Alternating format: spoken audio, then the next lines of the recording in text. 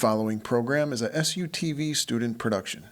The views expressed are not necessarily those of Salisbury University, the University System of Maryland, its regents, administration, officers, employees, or representatives.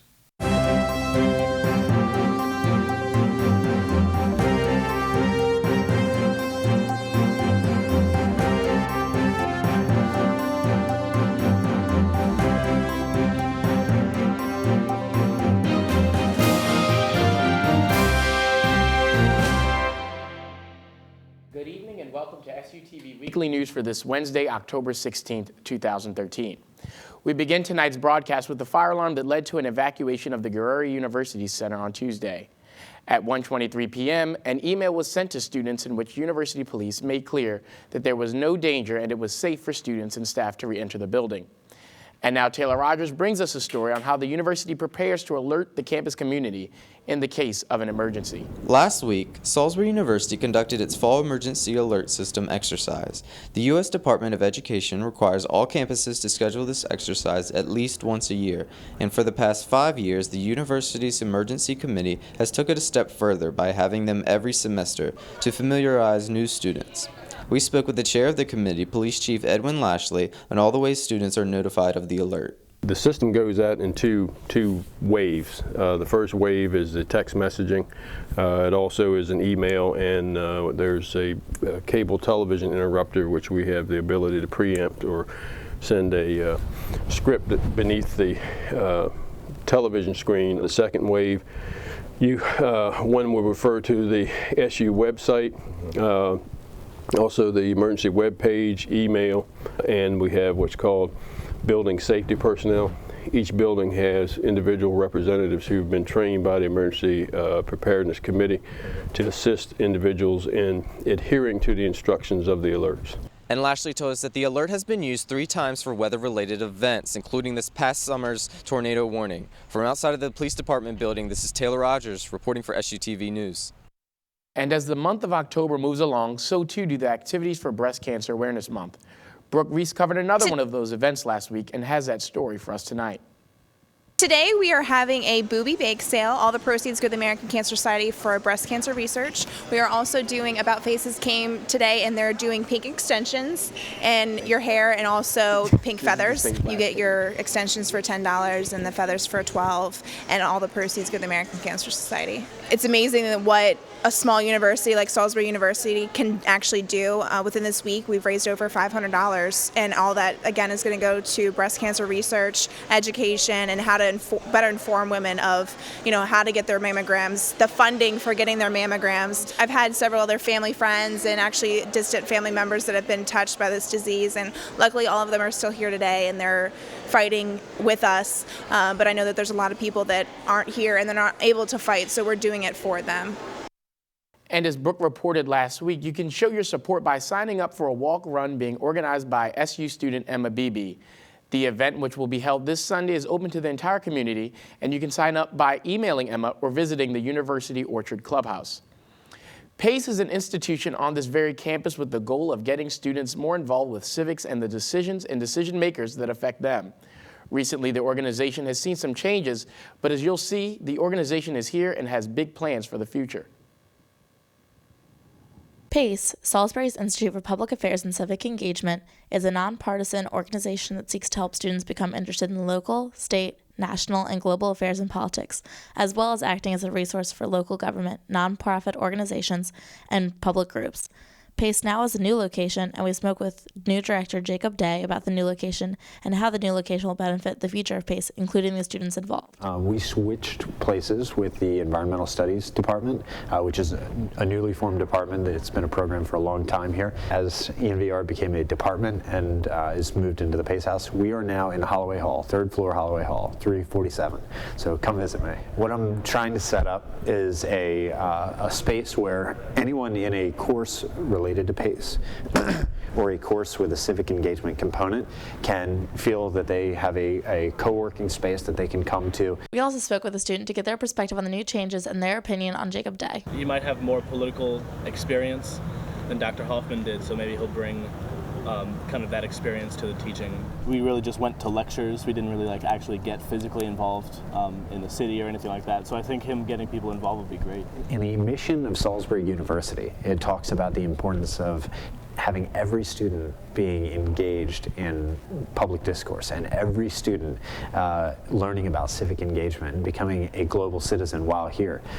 So we think that expectation should be built into the curriculum. So across the board, across the university, we'll be looking for opportunities for classes, so in the academics of the institution, to have a civic engagement component. This is Shannon Wiley reporting for SUTV News. And another way students can stay in touch and up to date on what's going on is by picking up the student newspaper. Jamie Potter gives us a look at what can be found in the latest issue. This is Jamie Potter with this week's edition of This Week in the Flyer. Right when you pick up an issue of the Flyer this week, you're hit with a larger-than-life picture of SU's homecoming pep rally headliner, Cal Mitchell. For those of you unfamiliar with Mitchell, he's from the Nickelodeon hit 90s shows Kenan and Kel and All That. Writers Jacob Troxell and Jordan Pellevin explain that even though the damp weather canceled some of homecoming's events, such as the parade and tailgating, hundreds of students came out to the pep rally to start off their week. So, did students really like the pep rally? Did Cal Mitchell live up to all the hype? Well, you'll just have to read the article to see what the writers thought. And in this week's Primetime Perspective, Mitchell Northam defends the name of the Redskins in his article aptly titled Forever the Redskins. Northam points out how many prominent figures in sports and politics have come out against the name, but even many Native Americans are not offended. If you pick up this article, you'll hear the argument for maintaining the name, but we want to hear what you think. Send us a tweet at SUTV1 and tell us where you stand on this issue. And be sure to check out Alexandra Duggan's article, which talks about how professors are using the government shutdown as a teaching point in the classroom. Finally, fashion columnist Kara Kinnaman tells readers about a contest that challenges shoppers to dress their best for under $75. For more on this contest, check out the Campus Chic section on the Goal Life page. That's it for this week. Now back to you, Eli. And we'll be back with weather after this brief commercial break. Now it's time for This Week in Bad Stats. Bad stats? Horrible stats. Here goes. 260. That's how many runs were walked in with the bases loaded last season. Wow, very good. Here's a tough one, though. 3 and 4. No idea. That's the number of kids who witness bullying. 3 out of 4. Not a good stat. No, it's not, but that can change. Kids want to help, but they don't know how. You can visit stopbullying.gov and give them the tools they need to help prevent bullying. There are plenty of safe ways kids can help at stopbullying.gov. Now, Emily Lewis gives us a look at what to expect in the weather. Thank you, Eli. As you have seen, last week's weather has finally cleared our area, leaving cool temperatures and cloudy skies. You can expect this weather to continue for the remainder of the week, with the exception of a few possible rain showers along the way. You can see here that much of the United States has a moderate cloud cover. This is due to a cold front currently near the Midwest that is moving towards Delmarva very quickly. Oftentimes, cloud cover will be moderate before a front passes through. After the front passes, skies are generally sunny and clear. You can see here that this front is associated with a good deal of rain, which is headed in our direction. This system consists of heavy to light rain, with a few thunderstorms possible. The rain is currently stretching across a long north-south area in the Midwest, but will begin to break down tonight and affect our area tomorrow evening as the system moves through. This map shows the forecasted rain for tomorrow evening. There it is. The rain will affect the central eastern states, including us here in Salisbury. Some heavier rain showers are possible. Currently in Salisbury, we are experiencing a few clouds, which will increase tonight as the cold front makes its way eastward towards us. Taking a look at the next 36 hours, we can see that tonight will be mostly cloudy, with temperatures falling to a low of 61 degrees. Tomorrow, you can expect sunny skies with a few clouds nearing a high of 77. Expect possible showers tomorrow evening and afternoon. Thursday evening, temperatures fall into the 50s as the cold front passes through Salisbury. Taking a look at our 7-day forecast, you will see this chilly autumn pattern continue. The weekend will be relatively cool and cloudy, with temperatures hovering around 70 degrees during the day, dropping to a low 50 at night. Monday, the clouds will finally depart, leaving clear and sunny skies. However, These conditions will not last, as another cold front is expected to pass through our area Tuesday evening. This cold front should pass by through Wednesday evening, bringing cool temperatures and more sunshine. That's all from me. Now back to you, Eli. Thanks, Emily. And while this week's weather looks good, last week's weather put a damper on many of the week's scheduled homecoming events. Maggie McBain breaks down the second half of homecoming week and has that for us tonight.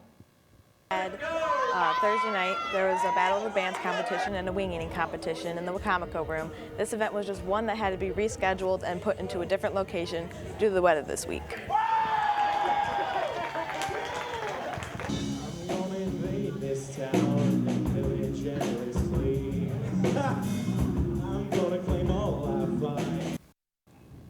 Thanks for joining us, Maggie. Talk to us about some of the other events that had to be moved or canceled because of the weather. There was the Big Six cookout this week that was supposed to take place in Siegel Square Lawn, which then had weather conditions that had to be moved into the Wacomico room, but that didn't stop them from having inflatable tug-of-war games and sumo wrestlers that came in. They still had all the barbecue feast that they were expected. So overall, the event still went over just great. And what about the parade? What happened with that? The parade had to get canceled due to weather conditions, which then led to the tailgate that ended up getting canceled as well. But the game still continued on, and Salisbury still ended up with a big win against Buffalo State, winning 34-6 on Saturday afternoon. The entire game went over really, really well. The students were really pumped about it. So even though the weather conditions did kind of ruin the week a little bit with certain events, it still ended up being a really great homecoming week. All right, thanks for covering that for us, Maggie. We hope for better weather next year. Thanks. Yep, all right. And while homecoming events may be over, there's still plenty to do with soap. Jenna Payne sat down with SUTV and has that for us tonight.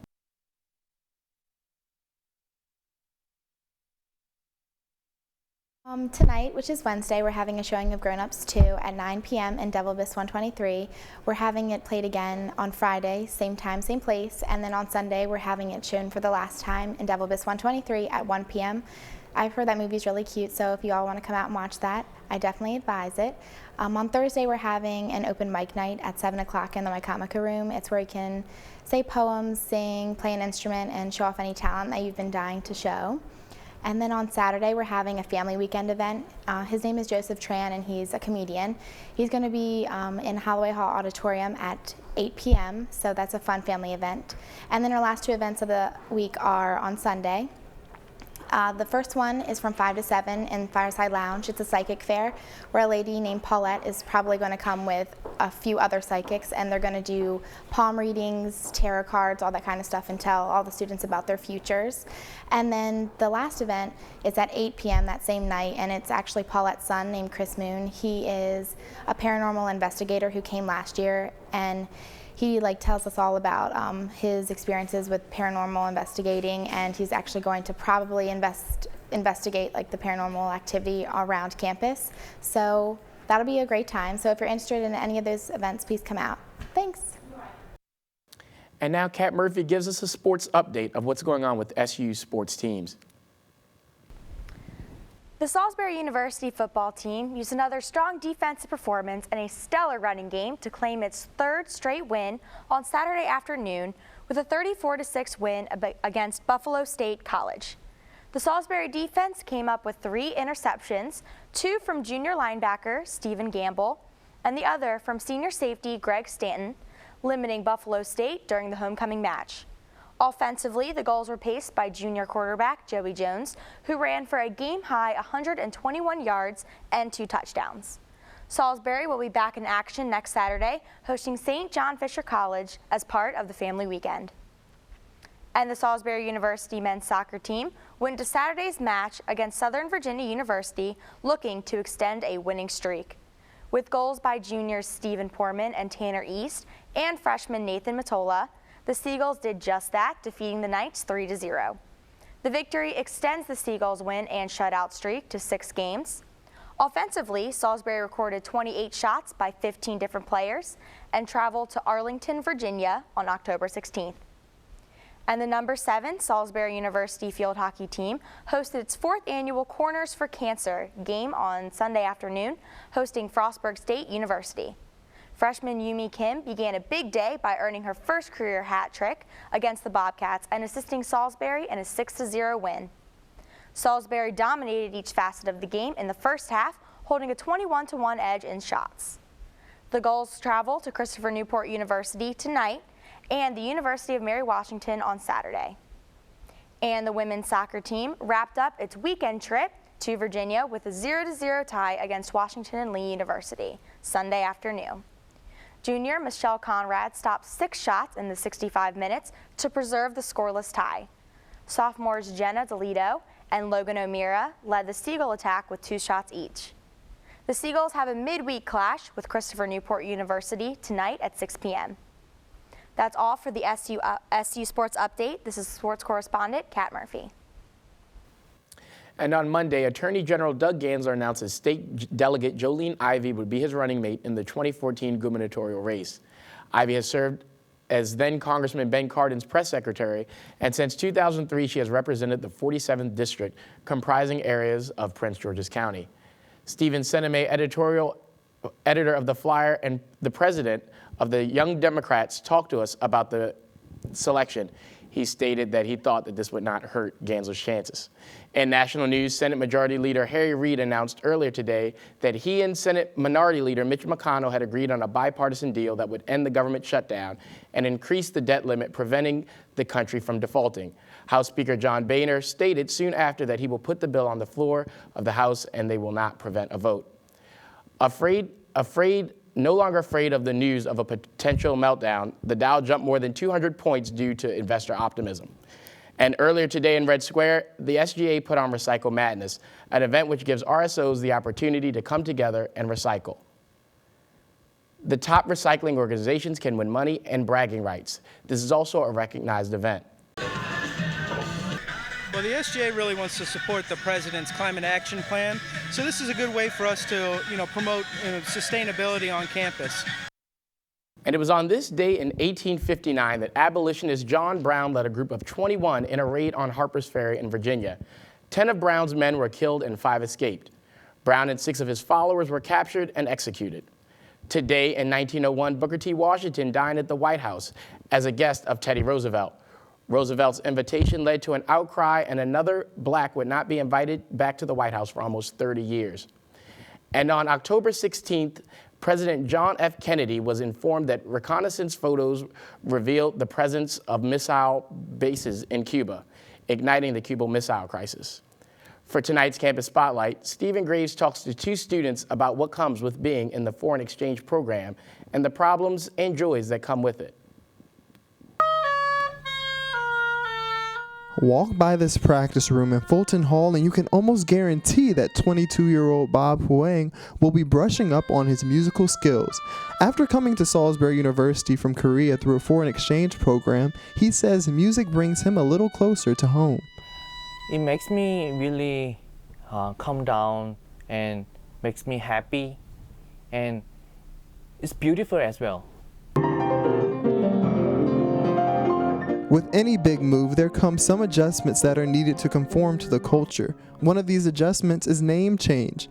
This is a common practice by numerous foreign exchange students for Americans that have an easier time with pronunciation. But Bob changed his name for another special reason. I wanted to be a really big person, because as you see me, I'm really thin. So, when you think about Bob, Bob is a builder, and Bob is the person who work on construction. About 225 students representing 40-plus countries travel to Salisbury to get a better grasp on the American culture and English language. A social setting like this one behind me is a perfect opportunity for foreign students to build up their social skills. But with the lack of diversity in classes and just the fear of the unknown that comes with interaction, this simple task can be easier said than done. There's a limitation learning in English in Korea. Korean student Yenny is a close friend of Bob's who says she wishes there was more opportunity to interact with more Native American speakers. There's no opportunity to meet native students here because our all classes are with Asian students, so I don't have opportunity to meet. And also my roommate is also just Korean, no native speakers. Along with interaction, there's one other hurdle these students have to overcome: education. As expected, what could be easy in Korea isn't the reality in America. In here, they give a lot of quiz, tests, and homework. We have a lot of things to do in daily homework.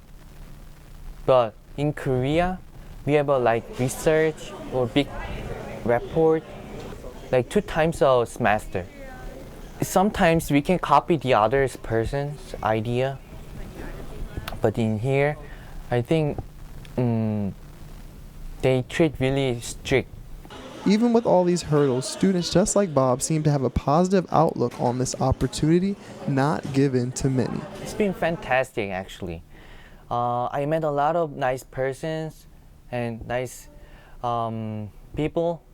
For SUTV News, this is Stephen Graves reporting. Now, Catherine Carmine gives us a look at what's going on around the University of Maryland system with Campus Connection. On this edition of Campus Connection, we will hear about a new community service tier program at Towson University, a new women's self-defense program at Loyola University, and a multi-million-dollar grant awarded to the University of Maryland. Towson University is looking to adopt a tier system in hopes of keeping students' groups accountable for completing service hours. The Tiger Stripes program is a 4-tier system that gives a different set of awards for completing the requirements in each tier. A group must complete 100 hours to have access to equipment and advertising accounts, and at least 150 hours to receive transportation funds. Many smaller groups feel that these flat rates are going to be too difficult to reach, and many fear they will lose their travel budget and ultimately lose interest from students. While the tier program is set to be implemented soon, Student Government Association representatives say they are open to changing requirements for each tier. And at Loyola University, a new women's self-defense program will be available in the coming weeks. Rose Devon will lead a rape aggression defense 12-hour program which is divided into 4 classes. Devon says as women are becoming more independent, especially in frequent crime areas like Baltimore, students need to be cautious and ensure their safety. The program hopes to teach women how to react confidently and quickly. Although this program is specifically for women, Devon says there are also rape aggression defense programs for men, children, and seniors. And the University of Maryland has recently been awarded a multi-million-dollar grant in hopes of developing a research center dedicated to the study of tobacco products. The Federal Drug Administration and National Institutes of Health awarded the university with a $19 million grant to fund further research into the impact of tobacco on public health. The University of Maryland Tobacco Center of Regulatory Science is one of 14 centers around the nation being funded to provide information to the FDA to regulate tobacco use and protect public health. The University Research Center hopes to shed more light on the little researched area of the impact of bacterial combinations found in tobacco products. The research team will include 9 research experts from the University of Maryland.